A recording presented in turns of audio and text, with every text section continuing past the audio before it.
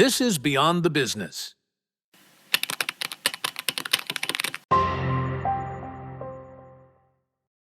I was thinking about energy the other day. Not how we use it, but how we actually get it. And the more I looked at extraction, the clearly it became that this is where most of the real limits begin.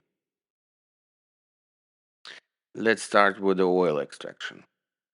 For a long time, the way we talked about oil didn't really explain what was happening beneath the surface. We focused on volumes, production levels, exports, and supply. That's fine, but it stays superficial. What matters more is effort, how much energy we actually spend today to extract energy, and how that number keeps increasing.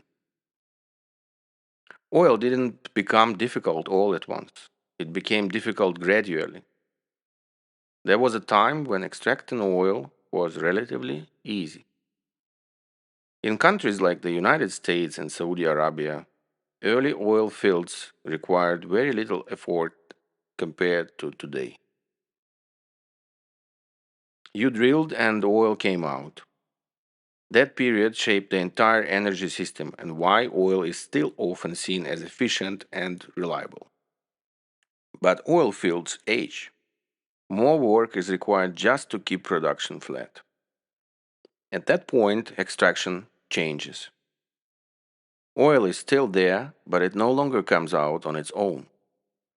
It has to be pushed and supported. Productions moved offshore to the North Sea in Norway and the United Kingdom, the Gulf of Mexico in the United States, and deep water projects off the coast of Brazil. These fields still produce large volumes of oil, but only because a constant flow of energy is fed into the system. Pumps run continuously, water and gas are injected, platforms, ships, and maintenance crews operate around the clock. Oil is no longer simply extracted, it is kept in production. The system still works, but the margin shrinks. We still get more energy out than we put in, but the gap is smaller than it used to be. Shale oil pushes this even further. In the United States, in the Permian Basin in Texas and New Mexico, or the Bakken Formation in North Dakota, production depends entirely on constant drilling. Wells decline quickly. If drilling slows down, output drops almost immediately. This type of oil exists only as long as machinery keeps running. A large amount of energy is used not to increase production, but simply to prevent decline. Then there are the most extreme cases, heavy oil and oil sands in Alberta, Canada, and the Orinoco Belt in Venezuela. Here, oil does not flow at all. It has to be heated, diluted, and processed before it becomes usable. Large amounts of energy and water are required just to make it resemble conventional oil. At this point, energy is no longer extracted in the usual sense. It is converted from one form into another. Geologically, the resource exists. In terms of energy, the balance becomes far less clear. This leads to one of the most uncomfortable topics in energy: the energy spent to extract energy. These numbers exist, they are calculated, but they are rarely discussed in public. Not because they are small, but because they are inconvenient. As extraction becomes more complex, more energy is consumed before oil ever reaches the consumer. Pumps, heating, compression, processing, all of this happens upstream, out of sight. And it creates emissions long before oil is burned. This is one of the biggest blind spots in the energy conversation. The cleaner oil looks at the point of use. The more work often happens upstream. There is also the environmental footprint of extraction itself. Oil is always extracted somewhere specific. In Canada, oil sands mining has altered large areas of land and created long term tailings ponds. In Nigeria, for example, oil extraction has been linked to water contamination and ecosystem damage. In offshore regions like the Gulf of Mexico, drilling affects marine life through noise, seabed disturbance, and accidental spills. In shale regions of the United States, large volumes of water are used, permanently changing local environments.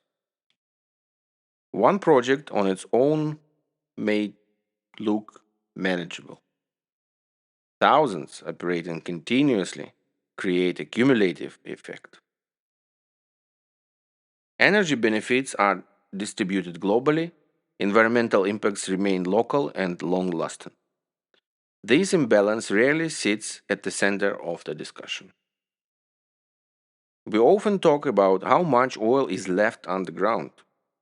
Much less often we ask how much energy, water, land, and environmental disruption we are willing to accept to keep extracting it. A resource can remain available while becoming, in terms of energy and environment, questionable to produce.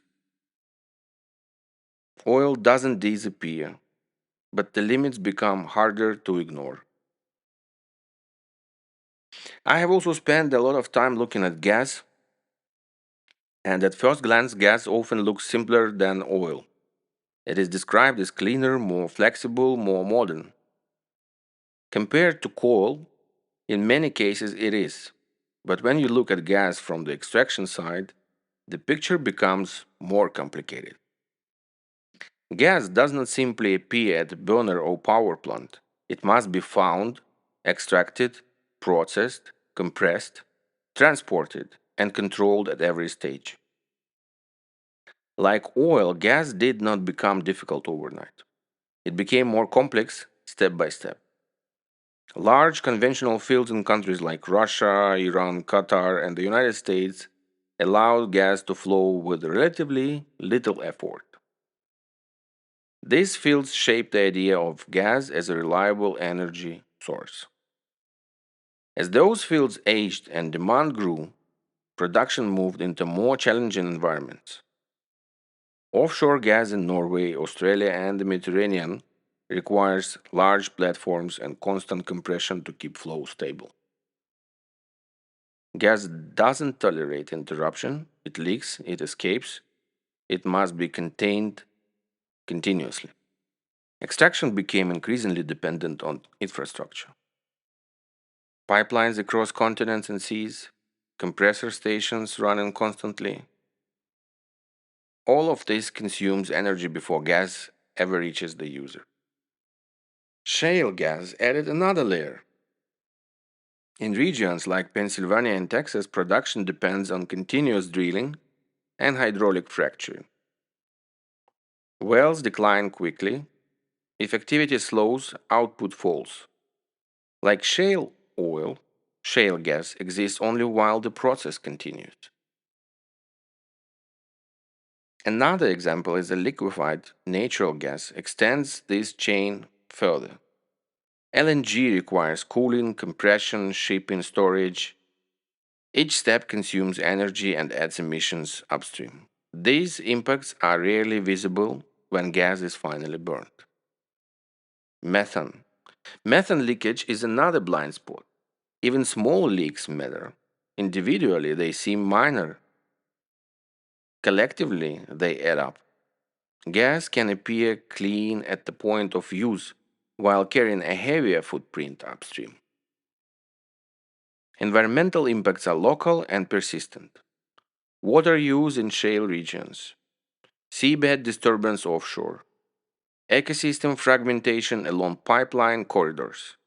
These effects are managed and monitored, but they don't disappear. Gas is often described as a bridge, and in many systems, it plays that role. But bridges have weight, they require foundations, and they leave a footprint when they are built. The more gas we rely on, the more infrastructure we lock in. and the more energy we spend just to keep gas flowing. Coal looks simpler than both oil and gas. It is solid, visible, heavy. You dig it out, move it, burn it. There is no illusion of elegance. Coal has always been about scale, and that is where most of its problems begin. Coal enabled industrial growth to the United Kingdom, Germany, and the United States, and later China and India. Early extraction relied on shallow mines and open pits. Compared to oil and gas, coal was straightforward. But that simplicity came at a cost. Open pit mining reshapes entire landscapes. Forests are cleared, topsoil is removed, drainage systems are altered. Even after mining stops, land rarely returns to its original state. Underground mining carries different risks: ventilation, pumping, structural support. Energy is spent continuously just to keep mines operating. Methane is released, water must be pumped out. If system stops, mines flood or collapse. Coal does not become difficult gradually, it becomes heavier.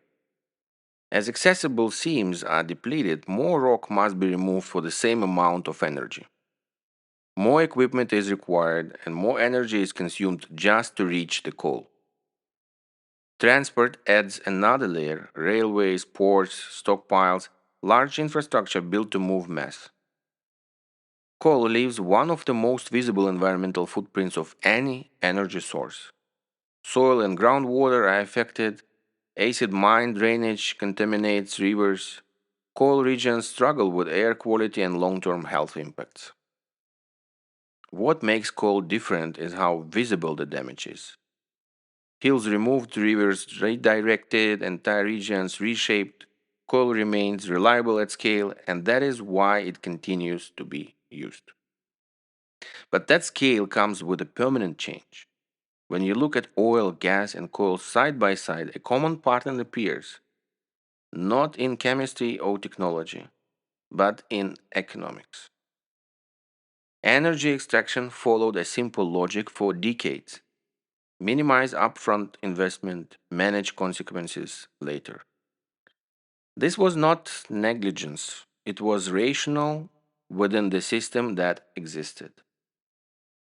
Environmental effects were external, climate risks were rare, insurance was cheap, infrastructure was built for stability, not volatility. Under those conditions, minimizing capex made sense. That logic no longer holds. As extraction moved into more complex and exposed environments, risks became operational. Floods, heat waves, storms, water stress, and infrastructure failures became recurring costs. Risks that were once external started appearing on balance sheets. Insurance premium rose, coverage shrank. Some risks became uninsurable. What was saved in capex began to reappear as growing opex. Money that could have been invested in resilience upfront is now spent on insurance, emergency repairs, and mitigation. This is not an environmental argument, it is an investment one. The system did not fail because it ignored climate, it failed because it underestimated long term risk. There was no framework to translate environmental degradation into financial exposure early enough. Once consequences became obvious, solutions became narrow and more expensive. Energy extraction still works, but it works under growing strain, and that strain is structural. Economics, environment, and infrastructure can no longer be treated as a separate domains. Energy is essential for progress. It creates jobs, supports industry, and sustains modern society. That has never been in question. What has changed is our understanding of extraction. How we extract energy, why we extract it, and how much we take now directly shapes the risk we face later.